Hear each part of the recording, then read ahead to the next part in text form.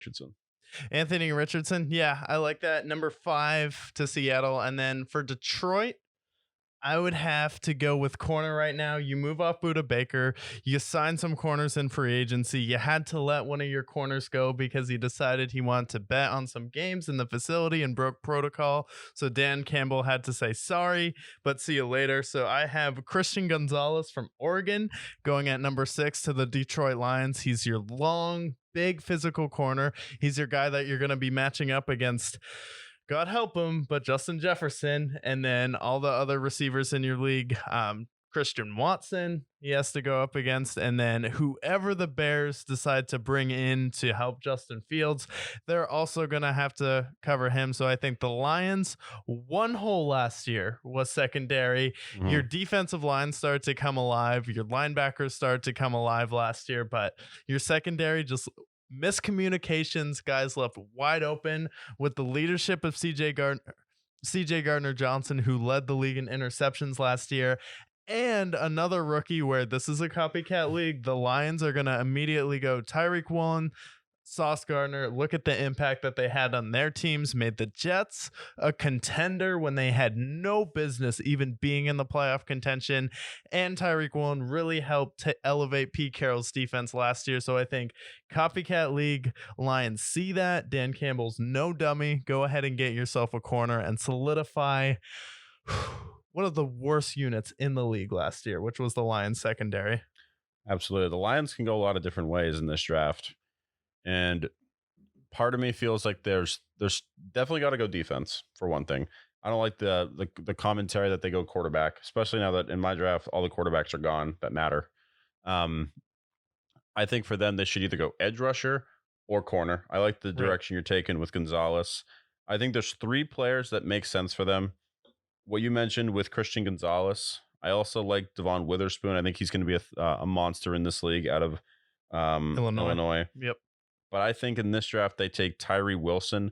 Think about how nasty the Lions would be if they have Aiden Hutchinson, Tyree Wilson. They also have Isaiah Buggs, Aleem McNeil, and then you also get the linebackers, Malcolm Rodrigo, Alex Anzalone, and then you also get CJ Gardner Johnson, Emmanuel Mosley. That defense is looking pretty good at that point, and they still have another first round pick later in this draft as well. So if I'm the Lions, there's 2 picks that I really love, but I really love Tyree Wilson matching up head to head with Aiden Hutchinson. If he's as good as Aiden Hutchinson was last year, you got yourself an insanely great pass rush. Yeah, and that's true. Yeah, I think you can go either way, but I think you do have to solidify your secondary and go out there and get a stud, because you can go out there and get another really good pass rusher with your next pick in the draft to go with Aiden Hutchinson. And I think Aiden Hutchinson's going to be a force and in the defensive player of the year conversation next year. And I think he's definitely the next JJ Watt for sure. So definitely like that pick for the Lions. And then that brings us to the Raiders. Another team needs some help in their secondary. I have Devin Witherspoon out of Illinois. Just talked about him. And then sadly, you have Jimmy Garoppolo on that team, but your defense has been horrible. Josh McDaniels is bringing in some pretty nice players on offense. You brought in Jacoby Myers and some of his own guys, and I think Jimmy Garoppolo is going to help stabilize that offense, but the defense was abhorrent last year, gave up a lot of leads, and then offensive firepower is not really a problem for this team. So I'm going to go corner. Hopefully you have someone who can match up with the Mike Williams of the world in that division. Absolutely.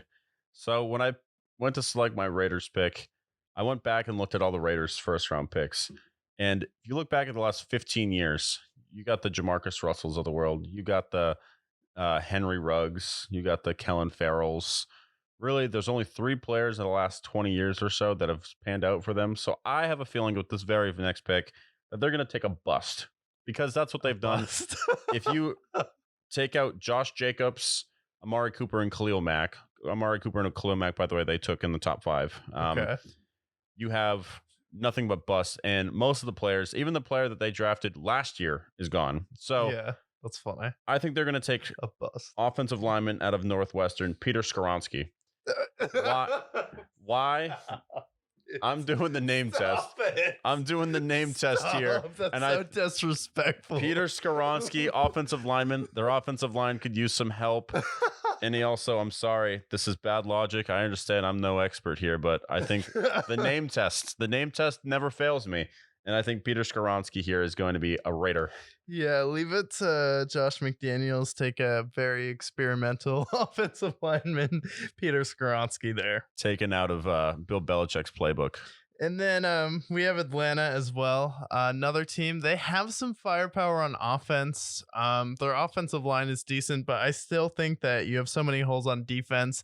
You go with an edge rusher in this draft. Another great edge rusher out of Clemson, Miles Murphy. I think it's a home run hit for Atlanta. I think that's going to be a really good edge rusher for them. Need to slowly start building that defense because I guess you got to see what Desmond Ridder is, because I hate this. A guy plays 2 games and we automatically say he sucks. Like, no, guys need a full season to get their feet wet, and then their second and your third year is really what you judge them on.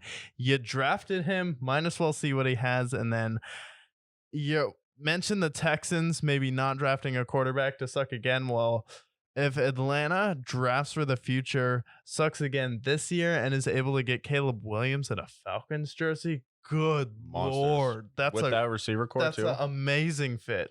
I think this is one of the first times in this draft that we actually agree on this pick. I like Miles Murphy on the Falcons.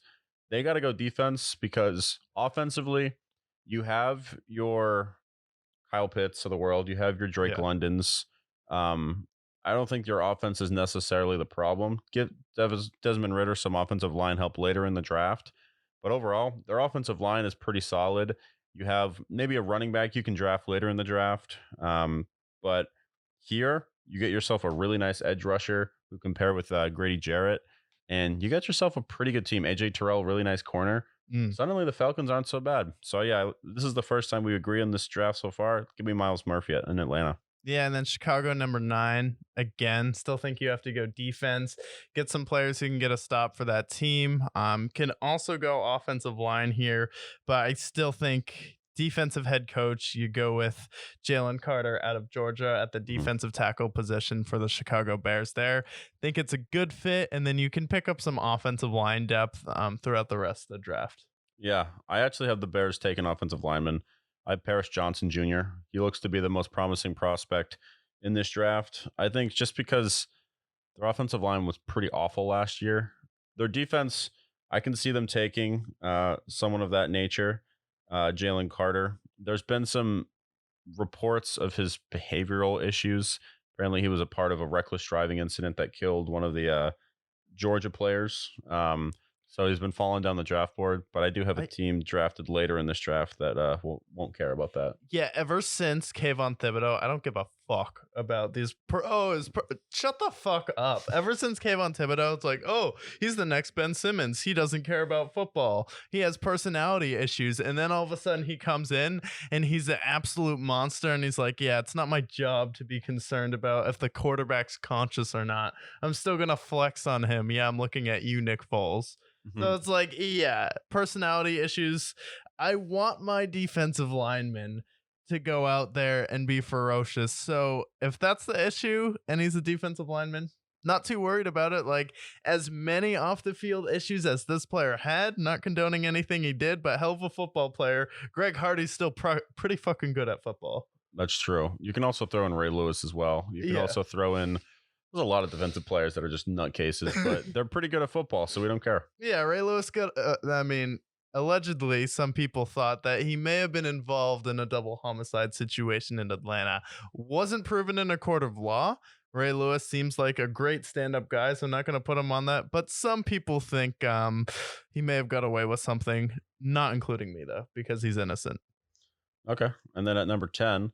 we have the Eagles. Eagles can go a lot of directions as well, but they don't really have a lot of holes. Yeah. And I feel like we're both going to agree on who they take at number 10. Yeah. Bijan Robinson. Yeah, you need a running back. You lost Miles Sanders.